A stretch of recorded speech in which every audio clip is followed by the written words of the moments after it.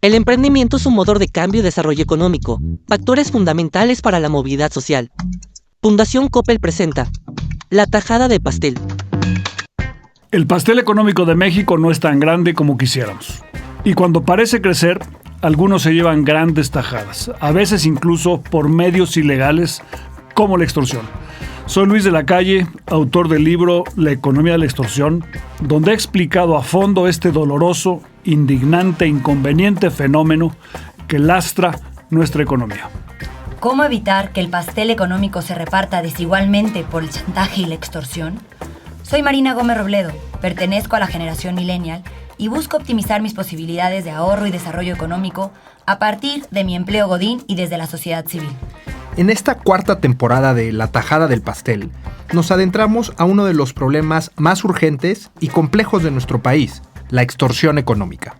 Analizaremos cómo este fenómeno afecta a empresas de todo tamaño, a trabajadores y en realidad a toda la sociedad, así como qué podemos hacer para combatirlo. Soy Rodrigo Hernández, otro millennial que ha buscado la estabilidad económica a partir del emprendimiento. Escúchanos en tu plataforma preferida y síguenos para que no te pierdas ninguno de nuestros capítulos. Califica y recomienda este podcast para que nadie te extorsione y se quede con el betún de tu pastel económico. Sofía Ramírez es directora general de México ¿Cómo vamos? Maestra en Economía por el ITAM, fue directora adjunta de investigación aplicada en Mexicanos contra la Corrupción y la Impunidad, donde se especializó en la agenda anticorrupción a favor de la transparencia y la rendición de cuentas. Bienvenida, querida Sofía. ¿Cómo estás, Luis? Qué gusto estar aquí contigo. Gracias por participar en La tajada del pastel. Muy contenta. Sí. Como sabes, yo escribí hace algún tiempo un libro que se llama Economía de la extorsión y pensé que una de las mejores personas con las que podía dialogar yo sobre este tema pues es Sofía Ramírez de México ¿Cómo vamos? Te lo aprecio muchísimo. Me encanta además hablar de todo lo que tiene que ver con extorsión y la relación con la economía, el impacto en las MIPYMES, en el empleo, en la calidad de vida. Vaya, es brutal. ¿Cómo le explicarías al público en general qué impacto puede tener la extorsión en el mercado laboral? Me parece que la primera gran narrativa que tenemos sobre el mercado laboral es que la informalidad no paga impuestos y la informalidad está ahí porque quiere y porque prefiere mantenerse al margen de toda institucionalidad. Y yo creo que es más bien al revés. Realmente la informalidad muchas veces es porque no encuentra una manera de insertarse en el mercado laboral. Lo vemos en toda esta cantidad de gente, que es prácticamente un cuarto de la población, que vive en unidades económicas casi de una persona de subsistencia, que preferiría estar en gran medida asalariada. Y esto, en su relación con la extorsión, pues tiene que ver con la incapacidad de las unidades económicas de crecer. Esto lo desarrollas muy bien en tu libro, porque la tesis central es, bueno, pues tenemos una economía que no crece, que está estancada, en una gran medida porque no logra pasar de micronegocio a pequeño negocio y de pequeño negocio a gran negocio. Y ese brinco entre el pequeño y el mediano, entre el micro y el pequeño, mucho tiene que ver con la cantidad de informalidad asociada a la operación de esa empresa, no se diga a la informalidad laboral. Y parte del problema, como bien relatas en tu libro, es justamente el temor a ser vistos, porque una vez que tu negocio empieza a prosperar, a irle bien, pues lo natural sería ir por un crédito y hacerse más grande. Pero en México lo que ocurre es que prefieres quedarte en el anonimato que te da pues, tu micronegocio, tu microcarrito, tu changarrito, porque si no vas a ser objeto de extorsión por un lado de la autoridad, pero por otro lado ser objeto de extorsión, por supuesto, de la mafia local, del crimen organizado y de un sinnúmero de agentes y actores que van a venir a decirte, pues me debes una lana si quieres seguir trabajando, me tienes que pagar un impuesto adicional si quieres pasar por aquí, si quieres conservar tu integridad física y demás. Entonces, pues mucha gente se mantiene en la informalidad dentro de unidades económicas muy chiquititas, justamente porque tienen miedo a ser vistos y a poder crecer. Entonces, pues tenemos una economía donde el 95% de las empresas son MIPYMES y entre más chiquita sea la empresa, más grande es la propensión a ser informal y por lo tanto también mayor la vulnerabilidad. Sí, o sea, hay extorsión en la formalidad e en la informalidad, pero el tránsito a la formalidad les da miedo porque piensan que los van a extorsionar más. Hay más ocasiones de extorsión. Entonces prefieren quedarse pequeños, ¿no? Sin duda. Y también creo que otro elemento importante que mencionas en tu libro es justamente el proceso que hay entre ser una pequeña empresa que tiene limitadas las rutas o las vías de poner sus productos o sus mercancías a disposición, y muchas veces pues esas vías y esas rutas están cooptadas, ya sea porque no hay seguridad pública y entonces hay alguien que está vigilando dónde vendes y qué vendes, o ya sea por la provisión dentro de las cadenas de suministro domésticas, que pues así como vemos que de plano en Michoacán de pronto te dicen, pues ya sembraste el aguacate, ya lo cosechaste, ya pagaste derecho de piso, ahora quiero que pagues derecho de tránsito. Bueno, pues así, entonces las pequeñas parcelas o las grandes empresas sí se ven enfrentadas, digamos, al mismo problema, con la gran diferencia que las grandes empresas tienen mucho más recursos para hacer frente a ello, no solo recursos económicos, sino recursos políticos, recursos, digamos, de relaciones personales, para ir encontrando soluciones, mientras que los negocios entre más chiquitos, más difícilmente pueden encontrar soluciones. Y creo que el hecho de que tú menciones reiteradamente en el libro la importancia de la competencia económica en un sentido muy amplio es una de esas grandes soluciones, y la otra es justamente ir atendiendo las causas de la extorsión a nivel doméstico, que podrían irse resolviendo en la medida en la que exista un buen anclaje institucional, una buena relación entre los negociantes, los empresarios chiquitos, la señora que puso su changarrito de tortas y demás, y la autoridad local. Ese primer contacto con la autoridad local me parece que es fundamental para ir construyendo una conciencia de que la extorsión cuesta y la extorsión impide la formalización de la economía, y por lo tanto, pues todo lo que ya sabemos, mejores ingresos, acceso al crédito y un largo etcétera de posibilidades de crecimiento. Oye, y en el ámbito laboral, digo, en términos de las personas, ¿en qué medida el trabajador o la trabajadora son extorsionados y por quién y cómo? Pues mira, creo que parte del problema es que tenemos tan interiorizada y tan normalizada la informalidad laboral. Ya hablábamos de más o menos 25-28% de la población que trabaja dentro del sector informal, pero también hay una gran cantidad de personas que trabajan en unidades económicas formales, pero que están en algún esquema de informalidad.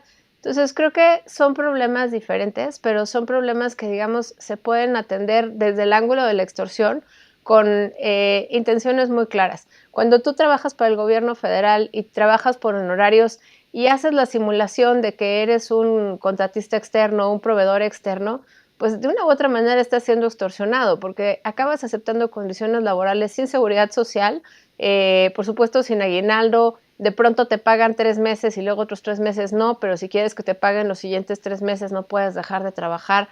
Ese tipo de cosas pues habilitan que se conviertan en extorsiones más grandes, ¿no? Porque al final estás embebida en una relación donde el que te paga o quien te paga acaba decidiendo sobre gran cantidad de tus decisiones de la cotidianidad, como es tu ingreso recurrente. Y hay que recordar que en México más o menos 7 de cada 10 pesos que reciben las personas son de tu empleo, no son transferencias, no son remesas, no. 7 de cada 10 son de tu empleo, por eso somos tan vulnerables a que la situación del empleo pues no esté regularizada. Pero luego, por supuesto, están otro tipo de extorsiones, como es esta justamente en el empleo de tener que estar sujeto pues no a un solo, digamos, no solo a un jefe, sino a distintos grupos de interés que puedan tener algo que decir. Históricamente los sindicatos charros habían tenido una implicación muy importante en la extorsión de las y los trabajadores. Sigue siendo una característica de los sindicatos mexicanos, donde los dirigentes pues viajan en helicóptero, viven en grandes propiedades con una calidad de vida absolutamente desvinculada a la calidad de vida de los trabajadores que representan, y eso también se vuelve una fuente de extorsión que podría atenderse si tuviéramos menos rigidez en las contrataciones, posiblemente mucho más seguridad social y acceso a los servicios públicos no vinculados al empleo. Es decir, si tú tuvieras acceso a la seguridad pública en términos no solo de tu integridad, sino también de acceso a la salud, de acceso a una buena educación, que los servicios públicos fueran de calidad, pues no tendrías que estar tan preocupado, digamos, que tu empleo te ofreciera ese tipo de prestaciones. Entonces, yo creo que son muchas capas que, como bien mencionas en el libro, implican una parte de hacer conciencia que no es normal y además no está bien y tiene un impacto perjudicial el ir intentando comprar voluntades o condicionar acciones de otros muy al estilo de los bullies. Pero por otro lado, necesitas también poner las condiciones económicas necesarias, como disminuir las regulaciones, hacer más ágil el mercado laboral, las contrataciones, mejorar los servicios públicos. Oye, ¿las mujeres en el ámbito laboral son más sujetas de extorsión? Yo creo que las mujeres entran en una capa adicional de extorsión porque estructuralmente ganamos menos. Y digo estructuralmente porque tiene que ver con la cantidad de horas que tenemos disponibles para tener de corrido una chamba de 8 horas, más las 2 horas de traslado, por supuesto, ya son alrededor de 12 horas que las mujeres tienen que tener habilitadas. Y si no tienes hijos, pues tienes personas de la tercera edad a quien cuidar y los roles asociados al género son muy estrictos en ese sentido. Y las mujeres lo que acaba pasando es que aceptamos chambitas o trabajos más flexibles con cierta penalización en el ingreso, pero también al ser cada vez más el número de hogares que están encabezados por una mujer, pues ya estamos entrando en una condición donde son hogares que ganan menos, que tienen posiblemente personas dependientes económicas, ya sea niños o personas de la tercera edad o personas enfermas en ese hogar.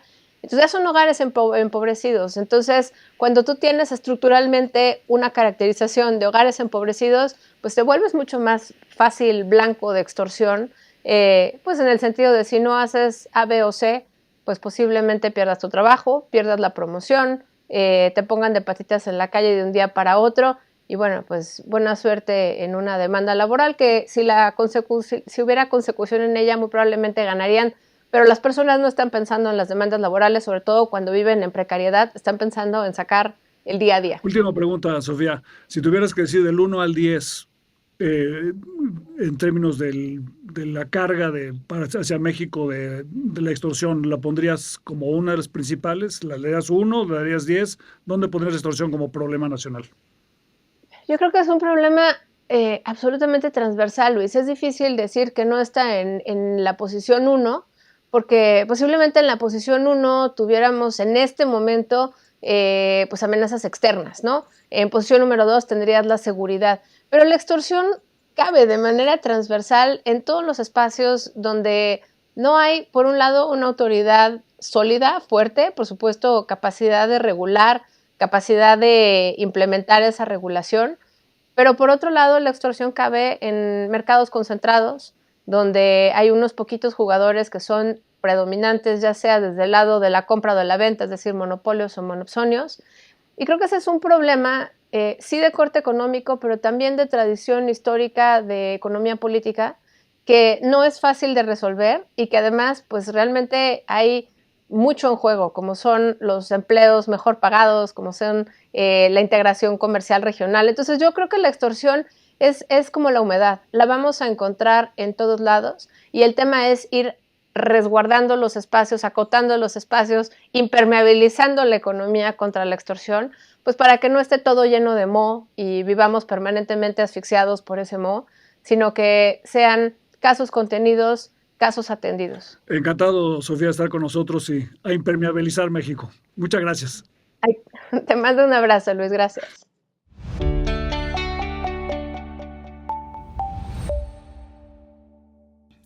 Hola Luis, hola Ro. Hola Marina, ¿cómo estás? ¿Cómo estás, Marina? Rodrigo, ¿cómo estás? Luis, pues en este capítulo queremos hablar del mercado laboral y la extorsión. Y con más del 50% de la población ocupada en México que tiene un empleo informal, ¿es la informalidad un escenario atractivo para la extorsión? La alta informalidad en México responde a muchas cosas. Una de ellas es la dificultad que encuentran los jóvenes para encontrar trabajos en el mercado formal. O sea, cuando el mercado no crece suficientemente, hay un incentivo para que las familias abran sus propios negocios y eso multiplica la informalidad, ¿no? Esa es una de las razones. Eso está empezando a cambiar por los cambios demográficos que hay en el país. Entonces se puede esperar que en los próximos años la informalidad vaya descendiendo porque hay un menor incremento de la oferta laboral de jóvenes. Pero por otro lado, la informalidad es también un refugio en contra de la extorsión. Porque cuando tú empiezas a crecer y tratas de formalizarte, descubres que en la formalidad se multiplican las posibilidades de extorsión. Porque tienes que lidiar con varios actores y ya no solamente con uno o dos. Muchas veces en la informalidad tú eres sujeto de extorsión, pero tienes ventanilla única. Te extorsiona una persona de un grupo político o de un grupo criminal que se asegura que nadie más te extorsione. Que sabe que eres informal y te dice te extorsiono para que te mantengas. Te extorsiona y te pide un derecho de piso para que tú operes y pero nadie te va a molestar. Él se encarga o ella se encarga de que no haya inspectores laborales, ni de salud, ni nadie más venga a molestarte y tú puedas tener tu pequeño puesto y vendas. Eso te condena obviamente a quedarte pequeño en una situación donde no puedes crecer, donde no tienes incentivo a innovar, donde permaneces ahí un poquito bajo el radar con extorsión de ventanilla única. Cuando empiezas a tener éxito y quieres formalizarte, entonces te enfrentas a otro tipo de extorsionadores. Uno, porque quieres vender en otros lugares, ¿no? En otra colonia, en otro pueblo, y eso implica todo el sistema de distribución que es sujeto a la extorsión. Después te empiezas a enfrentar a Protección Civil municipal, la Protección Civil federal, al inspector laboral, al líder sindical que viene a extorsionarte, al inspector de salud y un gran etcétera. Y después, cuando crece tu escala, te puedes enfrentar a la extorsión de tu proveedor. Tú haces mermeladas o zapatos y el que te vende el cuero te decide dejar de vendértelo para extorsionarte cuando ve que estás teniendo éxito. Y si no tienes tú un proveedor alternativo, pues tiene la capacidad de hacerlo. Y después a veces te extorsionan también tus clientes, ¿no? Que no te pagan o dicen te voy a pagar en 6 meses, por la misma razón, porque no tienes opciones. Entonces, el tránsito de la informalidad a la formalidad se ve complicado en México precisamente por la extendida extorsión. Entonces, en el cálculo costo-beneficio que hace un informal pequeño, muchas veces concluye que es mejor quedarse informal, donde la extorsión es conocida y por lo tanto manejable, que crecer y hacerse formal, porque en ese caso la extorsión es no conocida y difícil de predecir y puede ser un impuesto demasiado alto para transitar hacia la formalidad. Esta pregunta ya la abordamos hasta cierto punto en otro episodio y entiendo que es difícil de cuantificar, pero ¿qué porcentaje crees, o si es que existe algún aproximado, que le cuesta a las pymes en extorsión? Es decir, ¿qué costo tiene para la empresa la extorsión de todos los distintos factores que mencionaste en tu respuesta anterior? ¿Podrías dar algún aproximado? Es muy alto porque el impuesto sobre la renta se cobra sobre las utilidades, ¿no? Entonces a ti, si tú vendes 1,000 y ganas 100, 10% de utilidades y sobre eso pagarías 30%, o sea, 30 pesos, ¿no? En cambio, muchas veces la extorsión se hace sobre las ventas. Claro. O sea, si tú vendes 1,000, te extorsionan sobre 1,000, ¿no? Porque ese es tus ingresos, ¿no? O te extorsionan sobre el costo. A ti te cuesta 900, ¿no? Para llegar de 1,000 a 100 te cuesta 900. Te extorsionan sobre montos más altos. Entonces, una tasa de extorsión sobre 1,000 es mucho más grande que una tasa de impuestos sobre 100. Entonces, es muy alta. El problema es que la extorsión es un régimen impositivo que es para muchas empresas, particularmente las pequeñas, confiscatorio. Y los confisca en el sentido de que les impide crecer y los desincentiva a crecer. Y entonces los condena a ser permanentemente pequeños, poco productivos. Entonces es un costo, digamos, que tiene un costo dinámico muy alto, porque frenas el motor de crecimiento de la economía. La informalidad de la que nos hablabas, no solamente, o sea, las empresas que se quedan en la informalidad les sale tal vez más barato, pero también merman los derechos de los trabajadores. No tienen acceso al IMSS, no tienen acceso a una jubilación. Entonces, ¿Cómo hacerle para poder salir de esto? Porque estás perjudicando, tal vez tú no creces, pero estás también perjudicando los derechos laborales de tus trabajadores. Claro que sí. O sea, en la medida que tú no tienes un mercado que pueda crecer, no vas a tener un crecimiento sostenido de los salarios y de la productividad. O sea, la extorsión, al ser un impuesto confiscatorio, y impuesto es la palabra correcta, aunque no sea público, ¿no? Aunque no sea del gobierno, porque es una imposición. Tú tienes un cierto poder sobre el otro actor y le impones una condición. Al ser un impuesto confiscatorio hace que no se liberen los suficientes recursos para poder crecer y para poder, al crecer, mejorar la productividad y entonces pagar mejor. Entonces el costo es muy alto y tiene un impacto muy grande en el mercado laboral. O sea, el mercado laboral mexicano en los últimos años no ha sido suficientemente dinámico, aunque ha mejorado últimamente, en parte por la extendida extorsión. Extorsión que se da no solamente en el sentido de que les dificulta a las empresas crecer, sino también extorsión en el ámbito laboral propiamente dicho, ¿no? Extorsión con respecto al trabajador o la trabajadora en su ámbito laboral y extorsión desde el punto de vista de los movimientos sindicales, ¿no? En México hemos tenido durante muchos años movimientos sindicales que están basados fundamentalmente en la extorsión y no en la representación de los derechos de los trabajadores. Entonces muchas empresas han sufrido recurrentemente de extorsión sindical que no beneficia a los trabajadores, sino solamente a los líderes sindicales. Eso te iba a preguntar, ¿cuál es el papel de los sindicatos en México en este contexto? En la teoría y en la práctica. Bueno, ha habido reformas importantes en los últimos años para impulsar la democracia laboral, que es muy importante, y las opciones. Que los trabajadores puedan, si así lo desean, con costos relativamente bajos, cambiar de sindicato. Porque otra vez lo mismo.